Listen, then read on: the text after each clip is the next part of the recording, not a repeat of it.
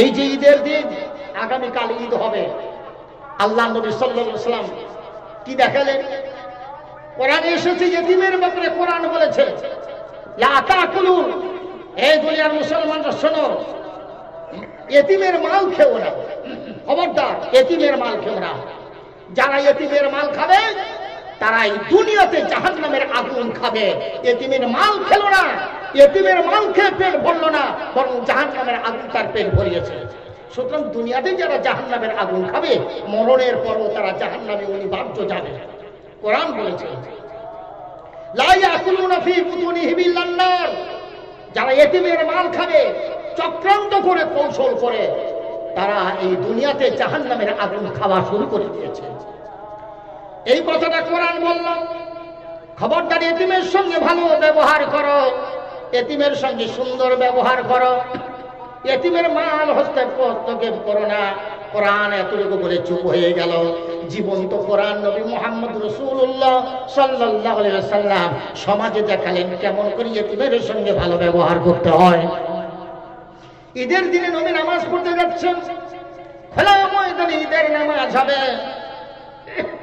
নবী নামাজ পড়তে যাচ্ছেন, দেখছেন একজন বালক বসে বসে কাঁদতেছে।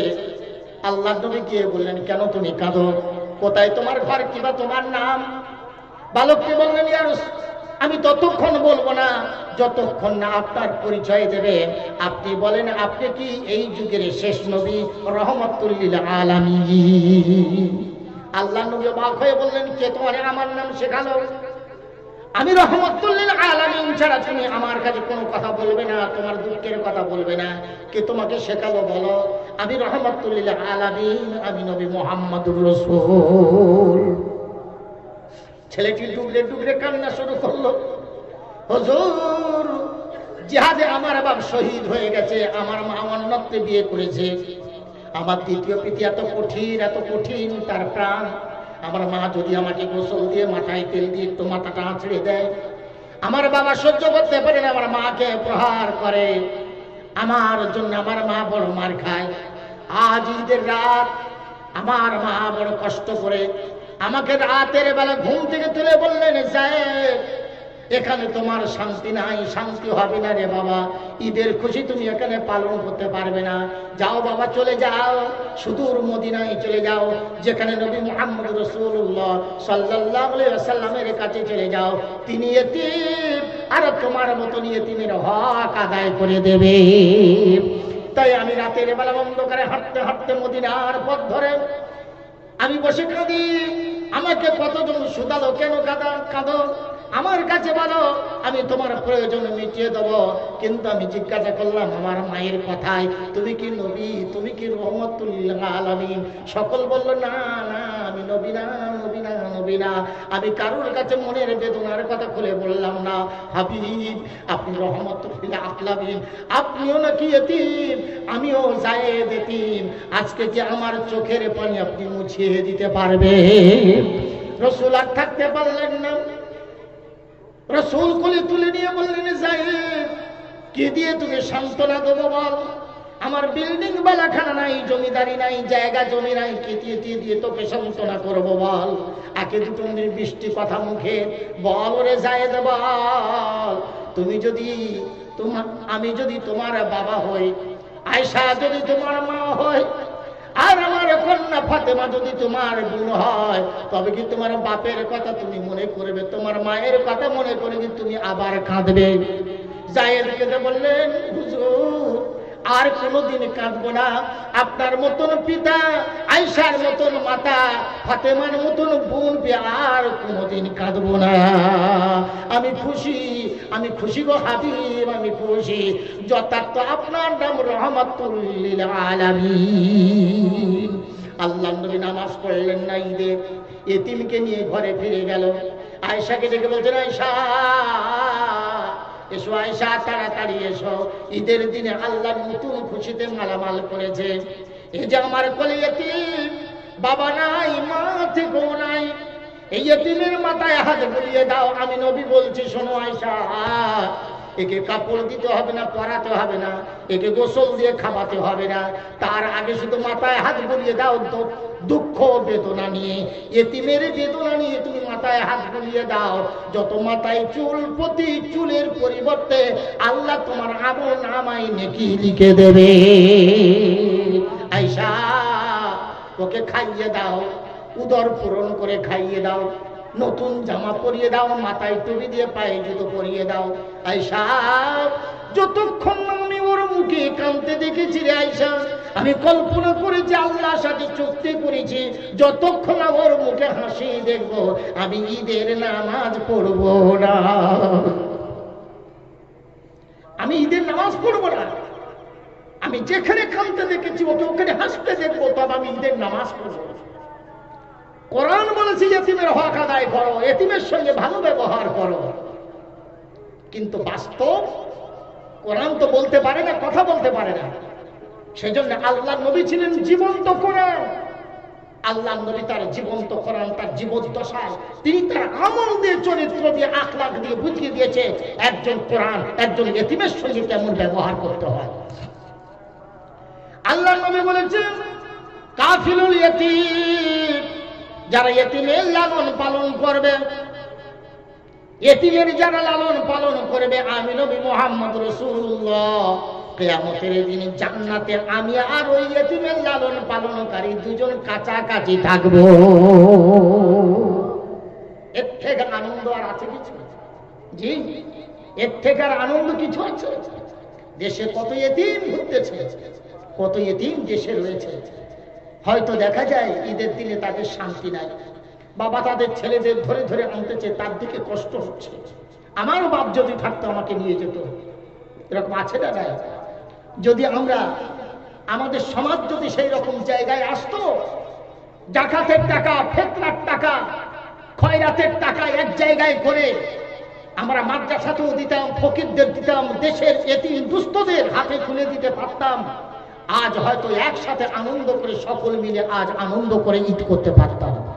ফিতরা দেওয়ার নিয়ম কেন? তুমি ঈদগায় আসার আগে তোমার ফিতরা আদায় করে দাও। কেন? জাকাত দাও, রমজান মাসে দাও। কেন?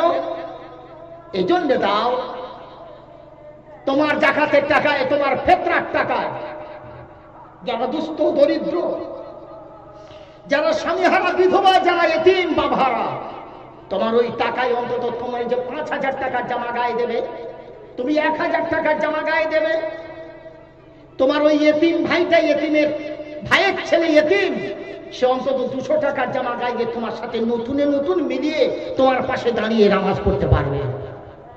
তার মনে দুঃখ হবে না যে আমার বাপ নাই, এই জন্য নতুন জামা পেলাম না, একটু মিষ্টি পেলাম না, মিঠাই পেলাম না, এই দুঃখটা শোধ করতে পারবে না। সুতরাং এই জন্য ব্যবস্থা আল্লাহ নবী দিয়েছে। সেগুলো তো এমন ভাবে আমাদের বন্টন হচ্ছে যে গরিবরা পায় না, এতিমরা পায় না। আহলে হাদিসদের মধ্যে আমি দেখেছি সব মানুষের মধ্যে খারাপ থাকবে, কিছু গুণও থাকে। আমি তিলপিতে দেখেছি আহলে হাদিসদের মধ্যে, আরো বিভিন্ন জায়গায় দেখেছি, যত জাকাতের টাকা, ফিতরার টাকা, সাদকার টাকা, রোজা করতে পারে না ফিদিয়ার টাকা, এই সব টাকাগুলো গরিবের হক, এগুলো এনে এক জায়গায় করে মসজিদ কমিটির কাছে দেয়, মসজিদের ইমামের কাছে দেয়। সেই টাকাগুলো যে কমিটি আছে, সেই কমিটির এক জায়গায় করে মূল কত টাকা হলো, এই টাকাগুলো এক জায়গায় করে, কত মাদ্রাসা আছে, কোন কোন মাদ্রাসাগুলো যেখানে প্রকৃত দিনের খিদমত হচ্ছে, সেই সব মাদ্রাসা নোট আছে। মনে করুন ২০টা, ২৫টা, ৩০টা মাদ্রাসা হলো, সেই মাদ্রাসার জন্য কত টাকা, তার একটা মানে সিংহভাগ টাকা, মানে বেশিরভাগ টাকাটা মাদ্রাসায় দেওয়া হলো। এলাকায় কত গরিব আছে তাদের জন্য চিন্তা করা হলো, এলাকায় কত ফকির আছে তাদের জন্য চিন্তা করা হলো, যারা বিধবা এতিম আছে তাদের জন্য চিন্তা করা হলো। এই টাকাটা রমজানের ১ সপ্তাহ আগে তারা বন্টন করে দেয়, যাতে তারা কেনাকাটা করতে পারে, তার তারা ব্যবস্থা নিতে পারে। আমাদের টাকা কম যায় না আমাদের গ্রাম থেকে, আমাদের গ্রাম থেকেও কম টাকা নেয় না মানুষ। এই টাকাগুলো যদি এক জায়গায় আসতো আমরাও করতে পারতাম, কিন্তু শুধু এই কথা জায়গায় শেষ নয়, এই যে টাকাগুলো দেবে কাদের হাতে, সেরকমও তো লোক আমরা দেখতে পাই না।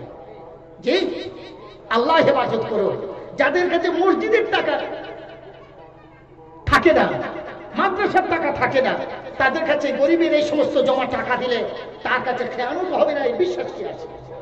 আজকের সমাজের এই অবস্থা সর্বত্র। মসজিদের টাকা খেয়ানত, মাদ্রাসার টাকা খেয়ানত। আল্লাহ হেফাজত করবে। কিন্তু এইটাই ছিল ইসলামের ব্যবস্থা। এটা ছিল কি ইসলামের ব্যবস্থা, যাতে সকল বন্টন সকল পেত। এখন হয়েছে যে যতটা পাচ্ছে লুটে নিয়ে চলে যাচ্ছে, লুটে নিয়ে চলে যাচ্ছে। আমাদের দক্ষিণ 24 পরগনায় আমরা যদি দেখি, ভালো মাদ্রাসা হলে খুব বেশি হলে 20টা হবে দক্ষিণ 24 পরগনায়, কি 30টা হোক। আমি দেখছি যে পঙ্গপালের মতন চাঁদা তোলার লোক রাস্তায় ঘুরতেছে, পঙ্গপালের মতন, দাড়ি কাটা, রোজা করে না, সিগারেট খাচ্ছে, বিল হাতে ছুটতেছে। জামা দেখলে মনে হয় গরু চড়ানো পাঞ্জাবি, তাই দিয়ে বিল কাটতেছে। এসব দেখে বুঝতে হয় যে কি চলতেছে। আল্লাহ হেফাজত করো, আমাদের টাকা সঠিক জায়গায় ব্যয় করুন। আচ্ছা, নবী আমাদের কাছে কি দিয়ে গেছে? জমি জায়গা রেখে গেছিল? বলেন, জমি জায়গা রেখে গেছে? যে নবী জমি জায়গা দিয়ে গেছে আমাদের, বলে আমাদের নবী কি দিয়ে গেছে? নবী বললেন, আমি নবী, আমি কোনো জমি জায়গা সোনা দানা কিছু দেখে যাইনি। নবীজি যখন ইন্তেকাল করছেন, যেদিন ইন্তেকাল করবেন, নবীজি চোখ খুলে দেখে ঘরের কোণাতে কিছু গম রয়েছে, গম, আর কয়েক টুকরো সোনার টুকরো রয়েছে। আল্লাহ নবী বলেন, আয়েশা, আমি দুনিয়া থেকে বিদায় নেব, আর আমার ঘরে থাকবে খাদ্য জমা, আমি আল্লাহর কাছে জবাব দিতে পারবো না রে আয়েশা, তাড়াতাড়ি ওগুলো বন্টন করে দাও, বিলি করে দাও, গরিবদের ফকিরদের দিয়ে দাও। হযরত মা তাড়াতাড়ি গমগুলো ধরলেন, সোনার টুকরোগুলো নিলেন, যা ছিল সব বন্টন করে দিলেন, গরিবদের দিলেন। নবীজি বললেন, আমার বড় আনন্দ লাগলো, আমি নবী চলে যাচ্ছি, আমার ঘরে একটা গমের টুকরো রেখে গেলাম না। তাহলে নবী আমাদের কি দিয়েছে? কিন্তু নবী বলেছে, আমার কিছু মাল আছে, সেই মালটা আমি আমার ওয়ারিস যারা হবে তারা নেবে। কারা? হাদিস পাকে এসেছেন, আমি নবী আমার কোনো জায়গা জমি আমি কোনো বন্টন করে কাউকে দিয়ে যাইনি। যারা আমার ইলম থেকে আলেম হবে তারাই হলো আমার ওয়ারিস। সুবহানাল্লাহ। পৃথিবীর যত আলেম নবীর ওয়ারিস। ওয়ারিস মানে উত্তরাধিকারী। উত্তরাধিকারী কে হয়? আপন সন্তান বাপের মালের উত্তরাধিকারী হয়, আপন কন্যা উত্তরাধিকারী হয়। রসুলের যারা আলেম হয়েছে তারা হলো আল্লাহ নবীর আপন। সুবহানাল্লাহ। রুহানি সন্তান, জোরে বলেন সুবহানাল্লাহ।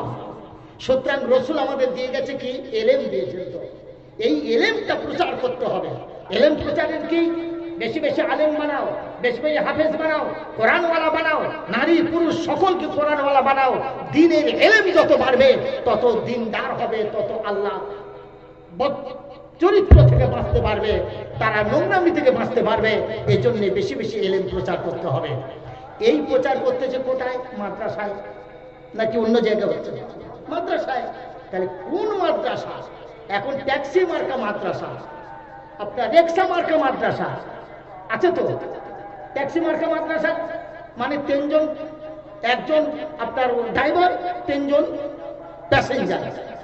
আবার রিক্সা মার্কা 2 জন পেছনে প্যাসেঞ্জার আর 1 জন ড্রাইভার, একটা গাড়ি। আরেকটা গাড়ি হলো বাইক, পেছনে 1 জন, সামনে 1 জন। এখন অনেক মাদ্রাসা আছে ওই রকম বাইকের মতো, 1 জন ছাত্র 1 জন শিক্ষক। অনেক মাদ্রাসায় 2 জন ছাত্র 1 জন শিক্ষক। আবার একটা গাড়ি আছে ট্রেন মার্কা, ড্রাইভার একটা, প্যাসেঞ্জার হাজার হাজার। অনেক মাদ্রাসা আছে ওই রকম, শিক্ষক আছে 20টা আর ছাত্র হচ্ছে 500, 1000, 1500। এরকম মাদ্রাসা নাই? আছে না? তাহলে আমরা কোথায় চাঁদাটা দেবো? তুমি একজন মুসলমান, তোমার পয়সাটা কোন জায়গায় দেবে তুমি এখনো বুঝতে পারবে না। হ্যাঁ, কিছু ছেলে চলাচ্ছে শুধু মাথায় টুপি দিয়ে মাদ্রাসার নামে, হাজার হাজার দেখো যেখানে সেখানে চাল তুলে দিয়েছে, চাল তুলে দিয়েছে, মাদ্রাসা করছে। আমি জমিয়তের লোক, আমাদের কাছে হিসাব আছে, এই জন্য কথাগুলো বলতে পারছি। সুতরাং আল্লাহর কাছে জবাব সকলকে দিতে হবে। আমরা তাদের বন্ধ করতে পারবো না, লাঠি ধরতে পারবো না, কিন্তু প্রত্যেকের ভয় নিয়ে কাজ করতে হবে। এজন্যে আপনার জাকাতের পয়সা, ফিতরার পয়সা আমাদের সমাজে সে ব্যবস্থা নেই যে এক জায়গায় করে বন্টন করবে, কিন্তু আপনি কোথায় দেবেন আপনাকে হিসেব করতে হবে, প্রকৃত মাদ্রাসা কোনটা এই হিসাব করে আপনাকে পয়সা দিতে হবে। আল্লাহ রাব্বুল আলামিন যে কথা বলতেছিলেন, তো জীবন্ত কোরআনকে নবী মুহাম্মদ সাল্লাল্লাহু আলাইহি ওয়াসাল্লাম, আল্লাহ নবী সাল্লাল্লাহু আলাইহি ওয়াসাল্লাম জীবন্ত কোরআন হয়ে শিখালেন। আল্লাহ রাব্বুল আলামিন কোরআনে বলেছেন নারীদের স্বাধীনতার কথা, কোরআন বলেছে কতটুকু স্বাধীনতা নেবে, ওয়ালা তাবাররুজুনা তাবাররুজাল জাহিলিয়াতিল উলা, নারীরা তোমরা স্বাধীনতা নাও কিন্তু বেপরদা হয়ে নয়। স্বাধীনতা মানে এই নয় যে মাথায় কাপড় থাকবে না, স্বাধীনতা মানে এই নয় পেটে কাপড় থাকবে না, স্বাধীনতা মানে এই নয় পিঠে কাপড় থাকবে না, স্বাধীনতা মানে এই নয় যা ইচ্ছা তাই করবে, এটা স্বাধীনতা নয়। স্বাধীনতা যদি বলতে হয়, স্বাধীনতারও একটা স্টেপ আছে, একটা সীমা আছে, নাই? প্রত্যেকদিন সীমা আছে, তো স্বাধীনতারও সীমা আছে। আমারও স্বাধীনতা আছে, আবার স্বাধীনতা নাই, ঠিক না? আমার স্বাধীনতা আছে, আমার স্বাধীনতা নাই। একটা পুলিশ, তার স্বাধীনতা আছে, আবার স্বাধীনতা নাই।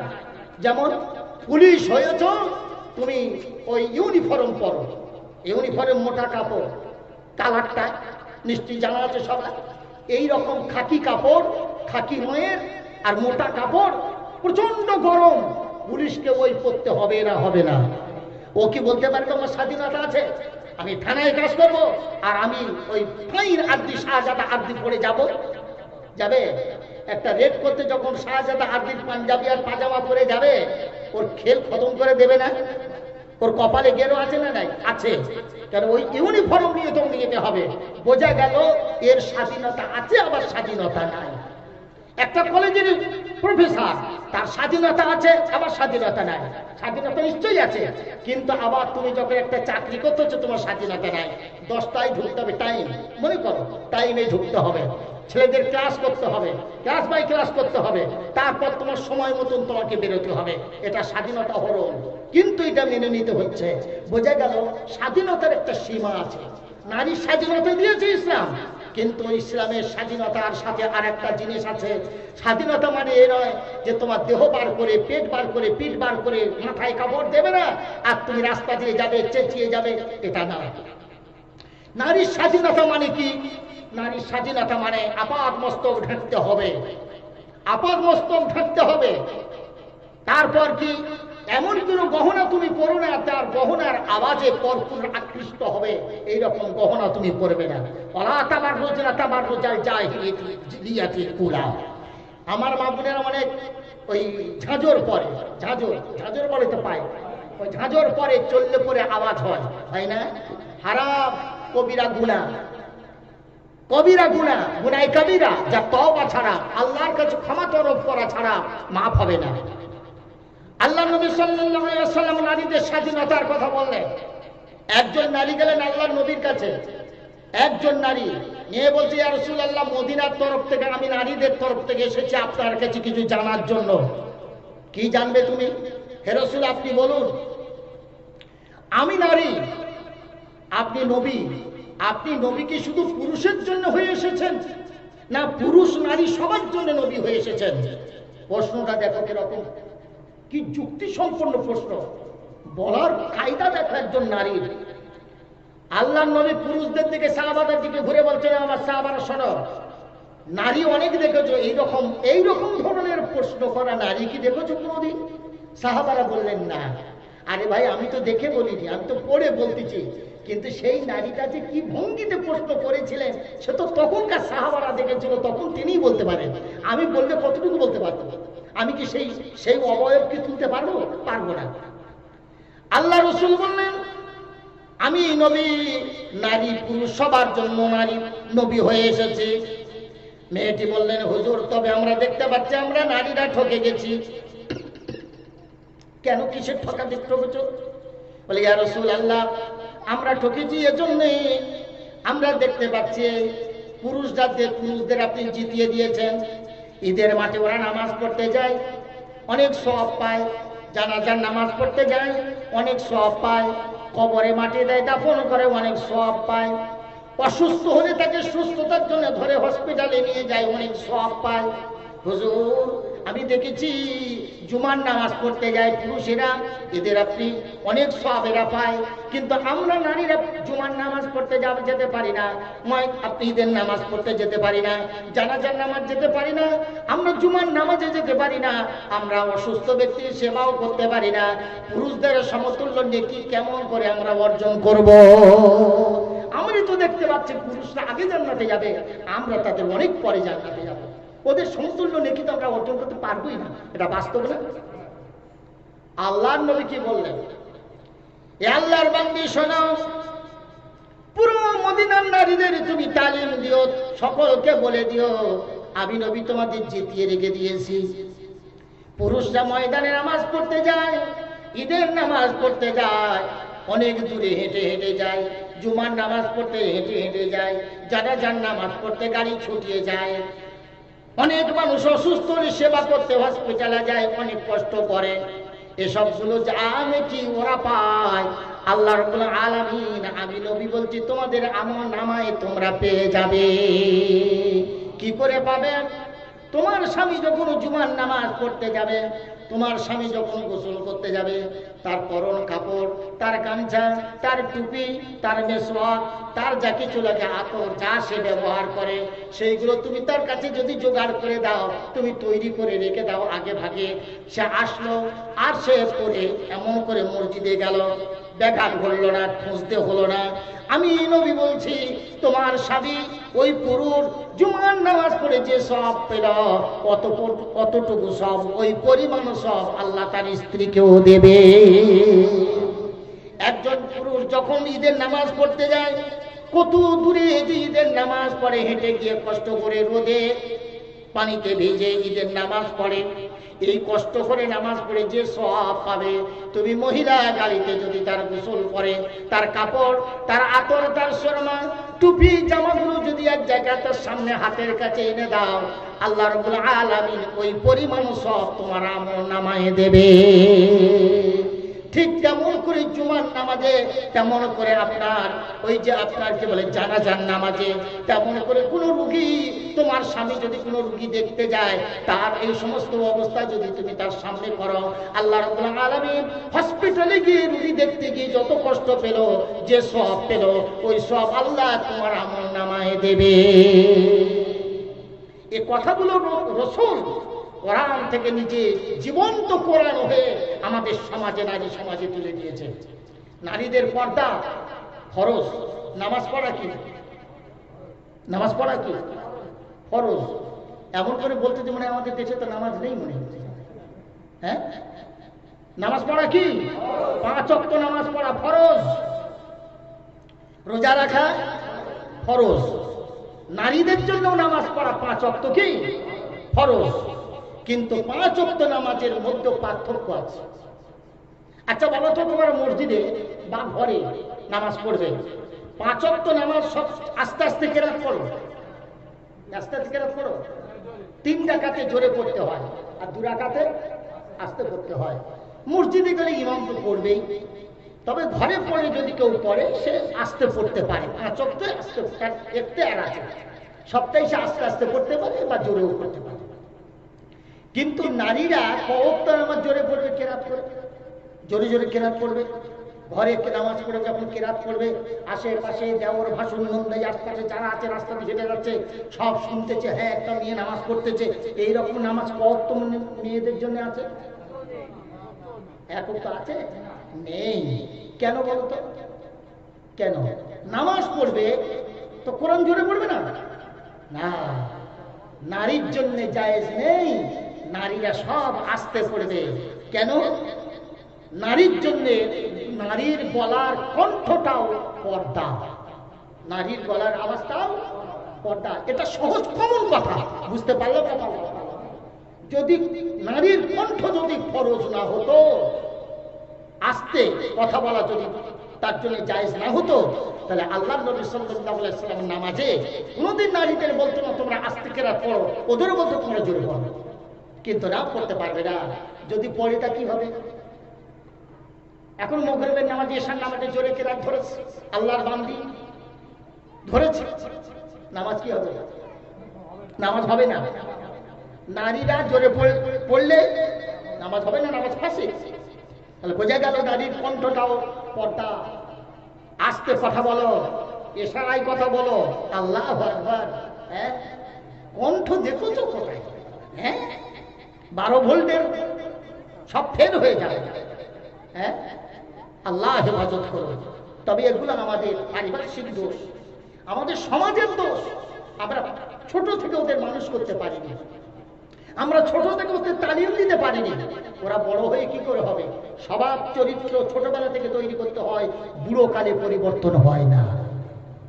আমি একটা খবরের কাগজ পড়েছিলাম, উর্দু খবরের কাগজে একজন আম ব্যাপারী জোয়ান কাল থেকে আম ব্যবসা করে করে বুড়ো হয়ে গেছে।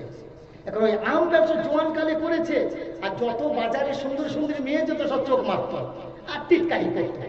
এখন বুড়ো হয়ে গেছে, এখন চলতে পারেনি, কিন্তু স্বভাবটা ওই হয়ে গেছে। ও যখন কোনো ইয়ং মেয়ে দেখে সব কলকবজা ঢিলে, কিন্তু ইয়ং মেয়ে দেখলেই ও টিক্স মারবে। কথা বুঝতে পেরেছেন কেন এটা হলো? ও ছোটবেলা থেকে যে স্বভাবটা পরিবর্তন করতে পারছে না।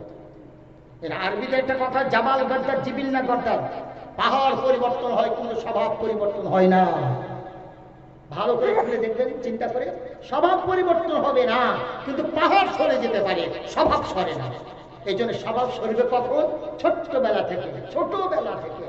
ওই জন্য আল্লাহ নবী বলেছেন, 7 বছর বয়সে যদি নামাজ না পড়ে তোমার ছেলে প্রহার করো। তোমার বিবি যদি তোমার কথা না মানে, শরীয়তের হুকুম না মানে, বাড়ি একটা রেখে দাও, চালের বাতা একটা বাড়ি টাঙিয়ে রাখো। নবী মারতে বলেনি, কিন্তু এর থেকে বোঝা গেল শাসন করতে বলেছে। নারীদেরকে শাসন করো। এখন আমরা কি শাসন করবো? আমাদের শাসন করিয়ে নেবে। আজকের কি রাত বলো? পরে আজকের কি রাত? চাঁদ রাত। এই চাঁদ রাতে এখন আস্তে আস্তে গ্রামগঞ্জের দিকেও ঢুকতেছে কি রাতের বেলা মার্কেটিং করা। হ্যাঁ, রাতের বেলা মার্কেটিং করা নারীদের এখনো ঢুকতেছে, গ্রামগঞ্জে ঢুকে গেছে, আস্তে আস্তে ঢুকে গেছে। ঠোসার হাট মনে হয় এখন খোলা বাজার চলতেছে। জি হ্যাঁ, আর কিছুদিন পরে সারা রাত চলবে। দিনের বেলা ঘুমাবে, রাতের বেলা মার্কেটিং হবে। আমি দেখেছি মেটিয়াপুর এলাকায় রাতের বেলা মার্কেটিং, আমি দেখেছি কি অবস্থা দেখেছি, আমি নিজ চোখে দেখেছি তাদের অবস্থা দেখেছি। ছেলেরাও ঢুকতেছে, মেয়েরাও ঢুকতেছে, সরু বলি ঢুকতে পারে না। আমি আর বলতে পারবো না, তারপর আমি আর বলতে পারবো না। এ করবার জন্য আমাদের পুরুষরা বউদের ছেড়ে দেয়, যা তোরা মার্কেটিং করে। স্বামী আনলে পছন্দ হবে না, বউ মেরে দিয়ে ছেলে পছন্দ করলে। এদিন আসতেছে, আসতেছে না, এসে গেছে, এসে গেছে। বিবি এনে দিলে পছন্দ করবে স্বামী, কিন্তু স্বামী এনে দিলে বউ পছন্দ করবে না। আহারে বউ আর আহারে স্বামী।